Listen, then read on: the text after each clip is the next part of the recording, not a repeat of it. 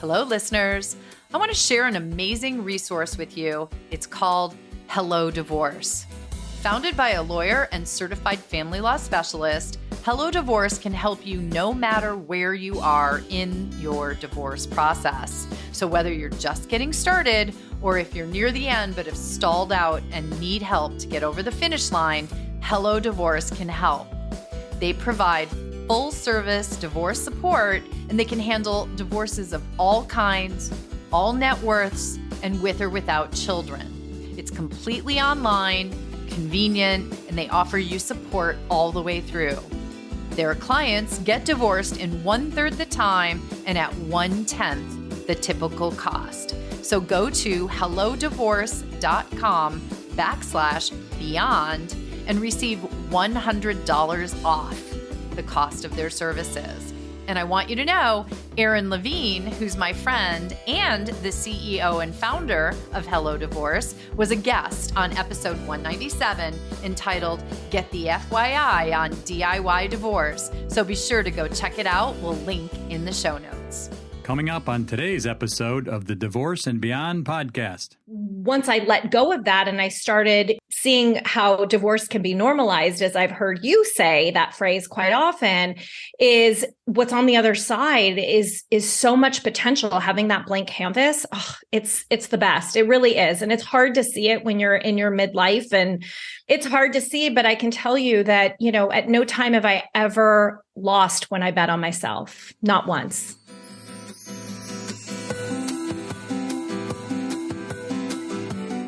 Hello, and welcome to the Divorce and Beyond podcast. I'm Susan Guthrie, your host. As a top divorce attorney and family law mediator for 30 years, I know what you need to know to get through your divorce, and most importantly, how to move beyond it to thrive and transition to your new future. My experts and I are here to give you the insider view into the process, so listen in for the wisdom and expert information you need on your journey through divorce and beyond. Hello and welcome to the podcast. I'm Susan Guthrie, your host, and today I am joined again by our friend, Wendy Sterling. Hello, Wendy. I'm so happy to have you here. Oh, hello, Susan. I'm thrilled to be here. I was just looking back on my old episodes, and I'm just coming up, I think, on like number 200. And when the podcast started, you were episode number 3. You were Divorce Rehab might just be the kick in the ass you need was episode 3. Now we're on almost actually, when this one comes out, you might end up being episode number 200 or very close to it. So I'm thrilled to have you back. There is one more episode, everyone, that Wendy came to do besides Divorce Rehab being the kick in the ass that you need. But then you also came back for a special bonus episode about a year ago, co-parenting the quicksand of divorce. And isn't it just exactly that? Yes. But now you have a book. Your book just launched and you're here visiting to share your book. I can't wait to dive into it. It's called Divorce Sucks, Now What?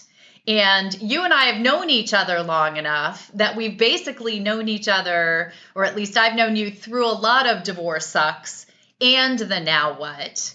And I have to tell you, when I saw the title of the book, I was surprised because I know what you think of divorce. And it's not necessarily that divorce sucks. So tell me a little bit. And listeners, you're going to understand this as we talk about it, or if you have listened to the other episodes with Wendy, you'll understand. But tell me about, the genesis of the title. Yeah. So the genesis of the title, it's very, very true. I mean, Susan, and everyone who follows me and knows me, I'm all about talking about how my divorce was a gift and it happened for me.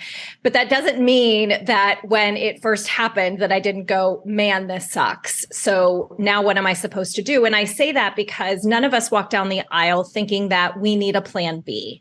And here I was in my 40s realizing that the plan I had 20 years prior, I needed a plan B. And it was something that I didn't have a roadmap for. And so really what the title is intended to say to people is that, hey, yeah, this sucks. And the rest of us who have walked this path before you have got some really great advice on how to do it. And with what my book teaches, it's really about the steps that I took that accelerated my process, right? I made a lot of mistakes in my divorce healing process. So you're welcome for having done the work. And because of that, what I now have is that 2020 hindsight that so many of us wish that we could see when we're in the thick of it. And so what my book title is really intended to do is to say, like, I've got you, I've got your back, because by the end of this, you are going to be your best, most empowered version of yourself. And you're going to be living that life that you dream of having today. That's what I said.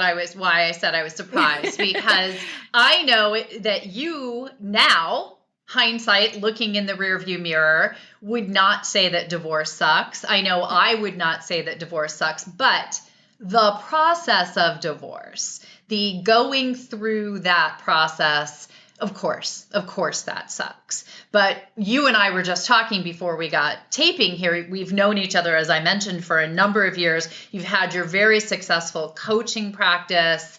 Now you're a best-selling author on the topic. For anyone who does not know, wendysterling.net is where to go if you want to find out more about Wendy. Of course, that will be in the show notes. But in fact, you said the phrase that I think is so key, and I think of every single time I think of you. Divorce is the gift that I gave to myself. And it has turned out to be oh so true. We were talking, and didn't you say something along the lines of, my life is just about exactly what I would want it to be right 100%. Now, today, right? 100%. When I was going through the process, I kept saying how my ex-husband, kept gifting me with more aspects of my business because I kept having to learn so many more and new things. Because when you get married, you don't take a course on divorce or co-parenting or communicating with an ex or sharing custody or any of this stuff. And so, what I've been able to do over the last 6.5, almost 7 years from the day that we first separated was really be able to stand in a place now where I can look back and go, thank God this happened. Thank God the universe smacked me upside the head with a 2x4 because it woke me up. I was so dead asleep at the wheel of my life. And I look at where I am today. I mean, we were just talking about it, right? Like, my boys are in a great place. They're happy.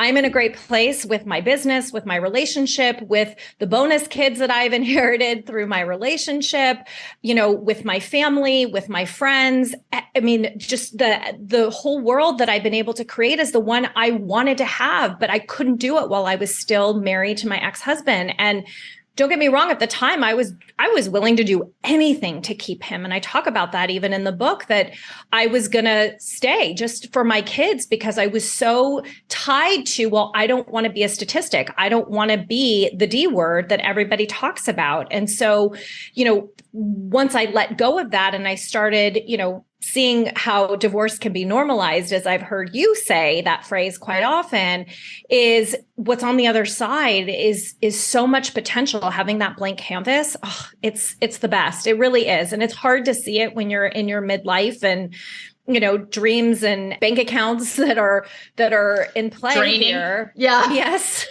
It's hard to see, but I can tell you that, at no time have I ever lost when I bet on myself. Not once. Think about that phrase right there. And you're talking about that blank canvas, and that just so resonates with me because I'm always talking about the opportunity that divorce provides, that opportunity to create a new future. And that's where you sit today, right? That's where Wendy is as she's talking to you today. And I love it because I have always believed, I know they say you can't learn from other people's mistakes. Oh, yes, you can. Oh, I'm sorry, but yes, you can. If you open your mind and you listen and you take in their knowledge. And that's really what's in the book, right? That's what you're giving people. It's sort of a roadmap, should I say, yeah, to how to plot that new future. Yeah, call it a roadmap, call it a blueprint, whatever works for you guys. But essentially, it is the 5 steps that I took. It is the 5 steps that I have walked hundreds of women through who are lucky enough to now be on the other side. And we make it so hard and it doesn't have to be, right? I did the hard work. I did the wrong things and I also did the right things. It takes more than just listening to a podcast or even, to be honest, like reading a book. What it takes is the mindset to want to shift and the mindset to say, I need help. I can't do this by myself, because I was that person. I was like, I'm going to figure this out. I'm going to do it by myself. I can do this. If I can, build a multi-million-dollar region in corporate America, I can figure out this divorce emotional stuff. Well, let me clue you guys in. I'm a smart person, but that was not working for me. I was in therapy. I was doing all those things, but nothing was working. And it really wasn't until I learned multiple modalities that really helped me to shift and move through the roller coaster of divorce, of the emotions of it, right? Susan, we've even been on panels together where we've talked about the importance of having a team. Divorce requires a team, and it's not just legal and financial, but it's also emotional. And the emotional aspect, at least for me and the clients that I tend to attract, includes, yes, I'm life coach certified, and that's really what shifted everything for me. But I'm also energy certified. I'm a certified advanced theta healer. I'm also a certified sound healer. I work with a lot of different energy modalities that involve frequency shifts. So I work with clients along that. And those are all of the elements that helped me to shift that much more quickly, because one thing wasn't working by itself. So until you understand kind of how one supports the other, it's really, it's frustrating because you're like, why am I still stuck? I hear this all the time, even from women who have been on the other side for years.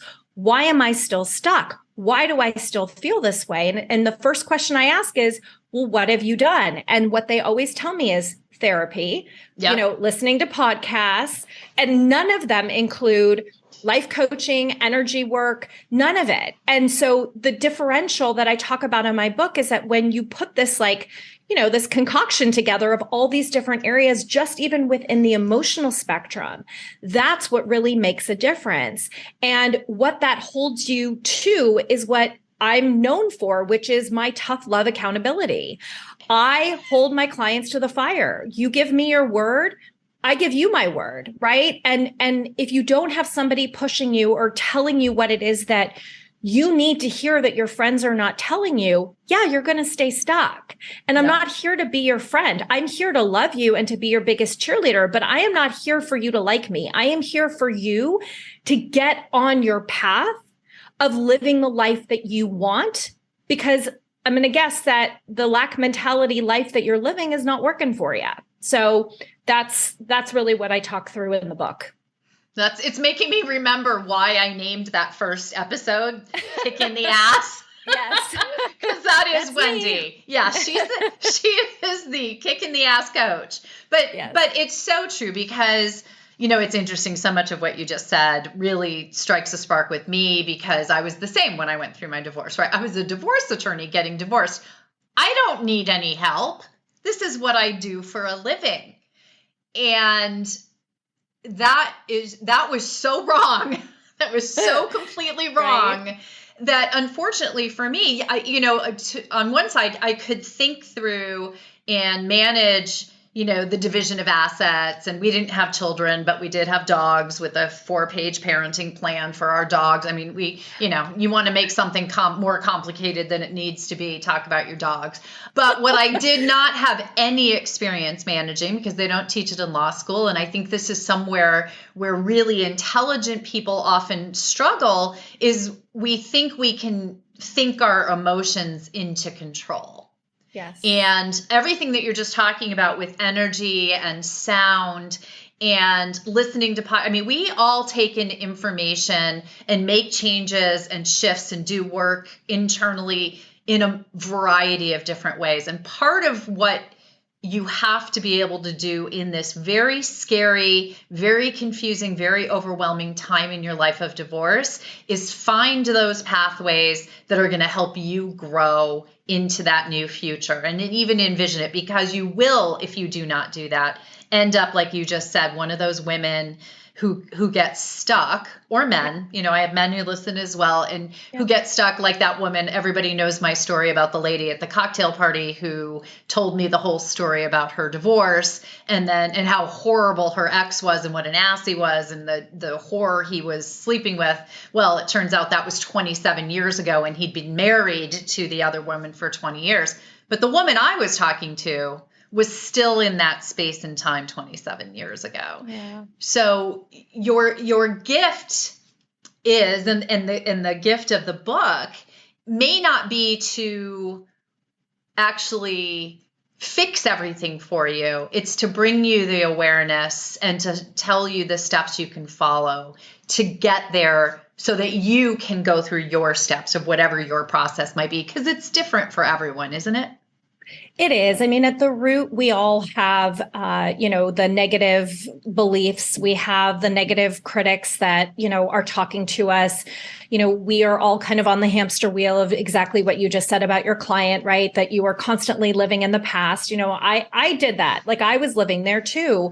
And then one day I would listen to something and go, okay, I'm going to change. And then, I would change at one point and then I would revert back and then I would go, oh, never mind, this doesn't work, right? And then you look for something new. Well, it's not that it didn't work. It's that, oh, look, you had the awareness that it didn't work. So you're actually starting to change the behavior, right? So, well, we all come to this with different stories, and we all come into divorce, with different stages. The emotional roller coaster that you're on is a little bit similar. However, what everybody experiences that is the same is that you've got to unlearn decades worth of thinking and behavior to learn how to do it differently. And that doesn't take a 30-minute something or reading a book. What it takes is somebody being there with you, guiding you every step of the way. And that's the differentiator, right? The differentiator in your healing happening faster is if you invest in doing the work. It takes work. And if anybody tells you that after a 4-week course, you're going to be healed, that's not how this works. I hate to break it to you. And, apologies to anyone you've had on your podcast, but it doesn't work like that. It does not. And it takes time. Like, how many years were you married? You think after 4 months, you're going to be fine? I was married for 16 years. I was with my ex-husband for 23, and it took me 3 years, 3 years. And that was because a year and a half of it, I was being stubborn. Imagine if I stopped being stubborn, where I would have been after even just a year. And that's the gift I'm trying to pay forward to people is you're worth investing in to shift. A year of your life is nothing compared to the number of years that you were training your mind to think in a really unhealthy way. A year of thinking in a healthy way and transforming your life and manifesting what it is that you want on the other side is priceless to me. Priceless. I say kind of in the slogan of my book, like when you walk down that aisle from I do to I'm divorced, don't you want somebody holding your hand along the way, or you want to keep doing it by yourself? Like, how's it going? Be real with yourself. How's it working for you? Because if it's not, then what are you going to do to change it? Because nobody is going to hand you, something and say like, go do this. You have to take the initiative and do it yourself. Otherwise, it's never going to happen.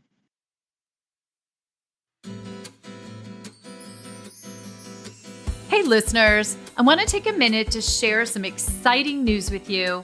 You all know my wonderful friend Bella Gandhi, America's and Divorce and Beyond's favorite dating expert. You've seen her all the time on Good Morning America, Today Show, and all the morning talk shows. Well, 2 things I want to make sure that you know about. 1, go check out her website, the Smart Dating Academy website. She has tons of resources, programs, and coaching all there to help you find, as Bella says, the lid to your pot. And you may not know it, but she has her own fabulous podcast with great guests and lots of wonderful insights and tips from Bella herself. So go to smartdatingacademy.com to find both all of those resources and the podcast, or you can find the Smart Dating Academy podcast on all major podcast outlets. Stay tuned for more from Wendy Sterling as we continue our discussion on her new book, Divorce Sucks, Now What? And how the 5 steps she lays out will get you started on your divorce recovery. The first thing is owning your part in the marriage falling apart. Marriage takes 2 people, right? I could have sat here and blamed my ex-husband. He's the one who had the affair. He blew up our family, X, Y, and Z. Sure, he chose that. But I also played a role in my marriage falling apart. And so it really wasn't until I started owning these, what some people may call flaws within themselves, to really start looking at myself and going, man, yeah, I did that. And I'm not going to do that again. If you are finding this episode helpful, be sure to listen to last week's episode with Guthrie where we explored the physical and emotional boundaries that are needed for healthy relationships and breakups. We need to learn how to have boundaries in the same house and respect the other person's boundaries and voice our own boundaries without that meaning that we are being judgy or strict or imposing or being too rigid. And now we return to today's show.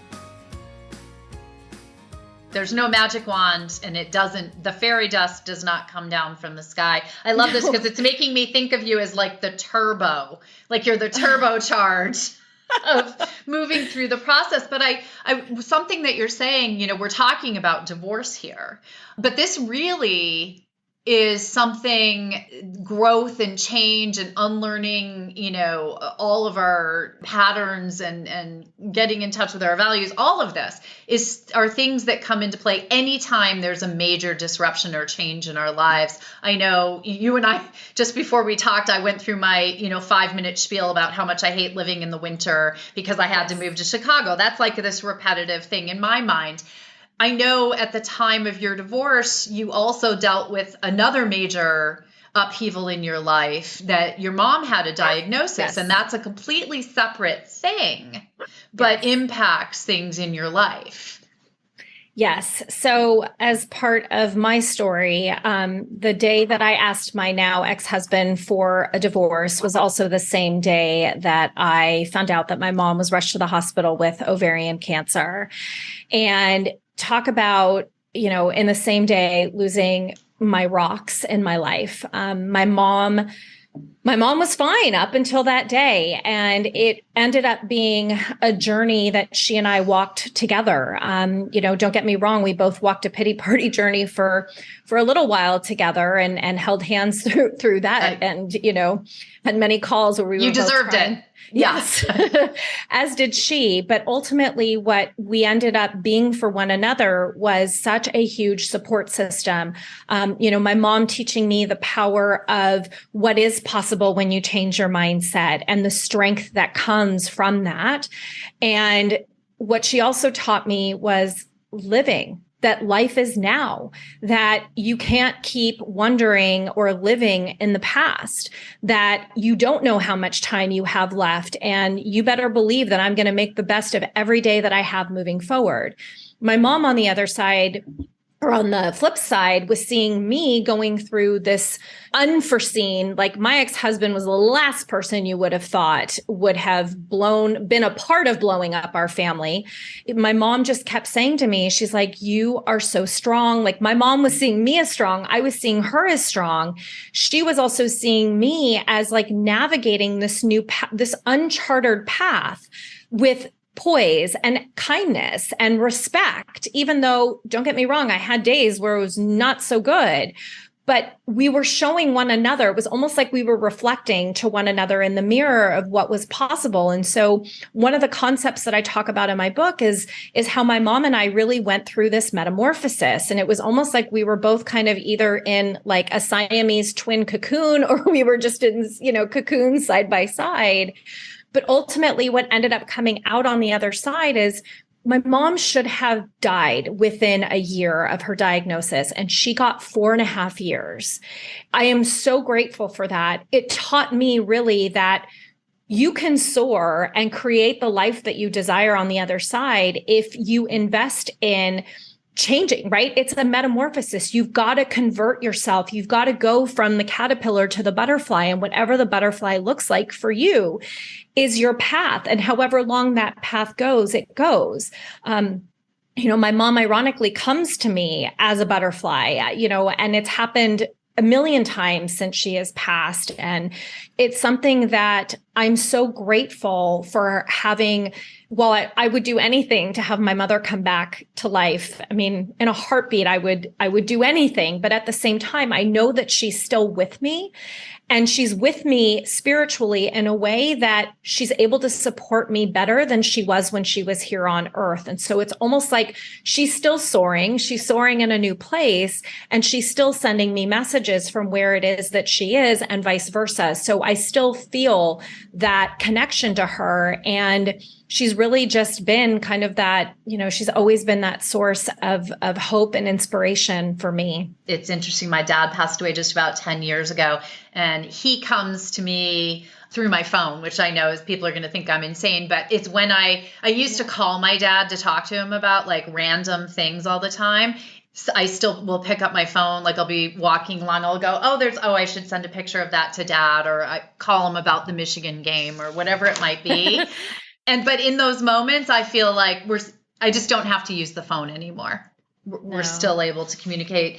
And, as people are going through their healing journey, or, a lot of the people who are listening right now are maybe not even step one into their journey. What are some tips you would give them? Some real concrete things that like in this moment they can do to start turning forward, to start looking toward their future? Yeah, I love this question because we don't think about this, but it's easy to do. It just takes the initiative and the desire. And regardless of where it is that you are, or whatever the negative voices that are coming up inside of your head, the first thing is owning your part in the marriage falling apart, right?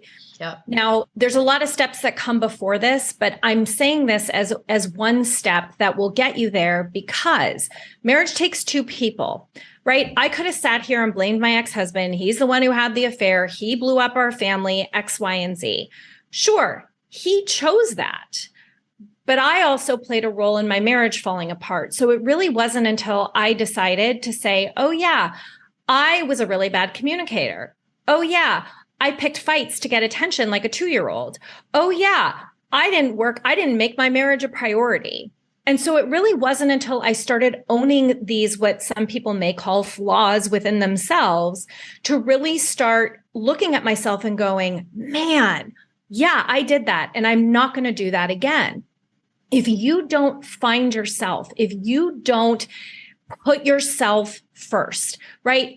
I am not a proponent of jumping and going out on the dating bandwagon immediately thereafter, or if somebody cheated and you're like, screw you, I'm just going to go date up a storm and let's see how you feel. They don't care. They're not watching you the way that you're watching them. That's right. Just a reality.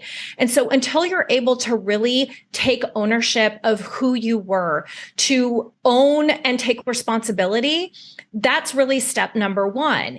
Step number two is really just making a vow of like, you know what? I forgive myself. I forgive myself for showing up in that way. That was the best way I knew how, right? I didn't have a very big toolkit when I was married. I didn't come from a family where communication was like this amazing concept. I came from a family where it was like, play the good girl role and listen to your family and agree with everything that they say and smile and sit pretty and marry the doctor or the lawyer the way that I was supposed to as a first generation born here in the US, right? So it really wasn't until I learned to say like, oh, I forgive myself. And I'm talking a lot more right now, especially even on my podcast, about the power of forgiveness, because until you own it, take responsibility, move into a place where you can forgive yourself, you're not going to get into that place where you're going to get unstuck. And what forgiveness gives you is power. It gives you love. It gives you respect. It gives you gratitude. It just opens this massive door that you are holding back from yourself. And it's not about forgiving your spouse. I mean, at the time I was like, screw him. I'm not are you kidding? Why would I forgive him? It's all his fault. Exactly. But once I started saying, like, you know what, Wendy, you did the best you knew how with the toolkit that you had. And guess what? You can go get a wrench, and you can go get a hammer, and you can go get a fancy, power tool that you've never had before. You just have to go out and invest in like learning about it and where to buy it. It's the same type of a metaphor, you guys. And honestly, like those two things, 3-ish, 2.5, 2.5, taking responsibility, owning it, and self-forgiveness are the three like biggest steps that you can start taking today to really jumpstart and get yourself into that momentum that I know that you so desperately want. Such a wonderful 2.5, 3, whatever we want to call it, because that's starting with, I could hear it in my head. The minute you said you have to own your own role in the demise of that relationship, I could hear out there in listener land, yeah, but it's his fault. Yeah, but it's her fault. Yeah, but I didn't do anything wrong. And I'll be very honest with everyone. Yeah, you did.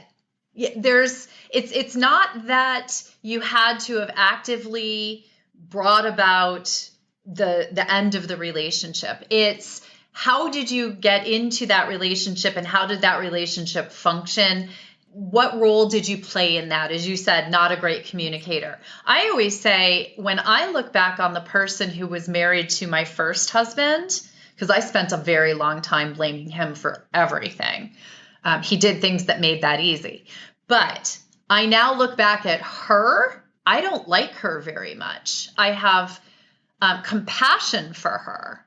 Yes. But her behaviors and her coping mechanisms led her to do some things that were not right and were not a part of who I believe I am today. And I had to forgive myself for what she did, because it's 100% what you just said. She did the best she could. It wasn't that great, but I have moved on and am a different person. And in that place, that is where you find your strength, your hope, your ability to rebuild. To get to that place, I mean, for those of you who, there's going to be some video shorts of this episode, go find some of those. You have to see Wendy's face. I mean, you just have to see that's a happy face. See my face. It's a happy face. If you are sitting in that moment of time thinking that divorce is this like never ending abyss of unhappiness, it ends.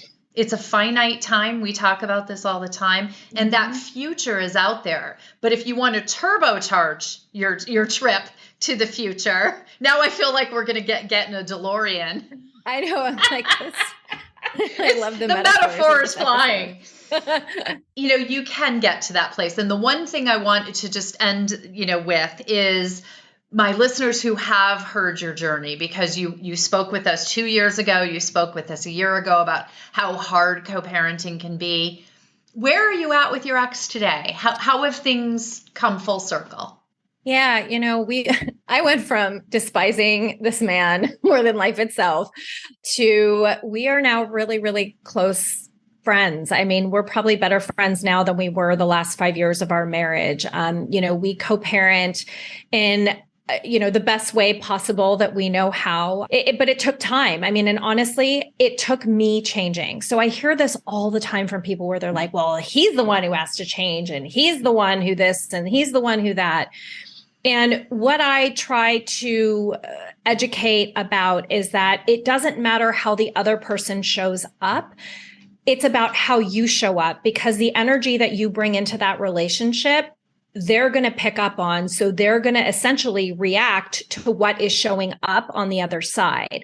And I'll never forget the moment when I finally looked at him and said, you know what? I realize that I keep punishing you for things you did years ago, and that stops today. And so I started showing up differently. And all of a sudden I got this version of him that I was like, oh my God, this is the co-parent I've always wanted to interact with. And it's not because he's changed. He's the same freaking person that he was. It's me that has changed. And because of it, what I will say is that my kids notice a difference. My kids feel less tension between the two of us. They, like, I'll never forget, there was one moment where, my ex-husband and I, like, he had hugged me we were at a high school interview, and I talk about this actually in the book, and we embraced, and my kids like took out their phone, and my son was like snapping pictures, like, we got to document this. Mom and dad are hugging. And that's just the relationship we have now. Like, what I will say is that just because your relationship looks the way it does today does not mean that that is how your relationship is going to look in 2 months, in 6 months, in a year, in 2 years. If you had asked me 6 years ago, and my best friend will attest to this, she's like, Wendy, you don't know that this is the way it's going to be. I said, you've got to be kidding me. If you think he and I are ever going to be co-parents and I'm going to like this man, you've got another thing coming. And guess what? I get to eat my words now because, like, anything is possible. All it takes is you changing. Your life will change around you when you shift your energy and you shift the way that you think. That was the game changer for me and in my relationship with him. And oh my God, I was just telling Susan, I'm like, yeah, can the kids come to this? Yeah, sure. Hey, can you help me with that? Yeah, absolutely. And it's about the kids. It's not about us. It's about what's in our kids' best interest now. I mean, I love hearing, and I know that doesn't happen for everyone, 6 years, 10 years, 100 years down the road. But it does happen. And what you just focused on is what I always hear that is what makes the difference. And it is not changing your ex. It's the change within. And that's what you do every day as you work with your clients, as you do your programs, and now with the book. So let's make sure everybody knows. I know you've created a special website just for the book. It's super easy, folks, because it's the title of the book, divorcesucksnowwhat.com. And then there's your coaching website, your full website, which is wendysterling.net. What else would you like people to know? Well, I also have my own podcast, which Susan has been a guest of as well. So you guys can definitely check that out. It's called the Divorced Woman's Guide podcast. It's on pretty much every single platform. If you guys want to also follow me on social media, my handle is Divorce Rehab with Wendy across, Instagram, Facebook, TikTok, you name it. Probably Twitter too at this point. So I'm everywhere. I appreciate you, Susan, for the work. I mean, you really had such an instrumental part in not only introducing me into this amazing community that I feel very fortunate to be a part of, but you also guided me on my path when I started this process so many years ago. So I just want to say a final thank you to you and to just the wealth of information that you gift everybody on a daily basis. So thank you for having me. This has been amazing. Oh, well, thank you. And thank you for what you're doing. And I'm so glad that the book is out there. And everyone, divorce sucks. Now what? There's so much what. There's so much what. So tune in to Wendy's podcast. Make sure that you go to wendysterling.net and get the book. Thank you so much for joining us, Wendy. People, get turbocharged in your divorce rehab to your what, and check out Wendy's book and Wendy. Thank you so much, Wendy, for coming. Thank you, Susan. Thank you for joining me today on the Divorce and Beyond podcast. I hope you found some information and inspiration to help you on this journey. Please join me every Monday at 6 a.m. Eastern Standard Time for a new episode. And if you like the show, please take the time to subscribe and leave me a 5-star review on iTunes. You can also find more information on the website at divorceandbeyondpod.com, where you'll find links to the YouTube channel, transcripts of the episodes, and other bonus content. So I'll see you next week to help you move through your divorce and beyond.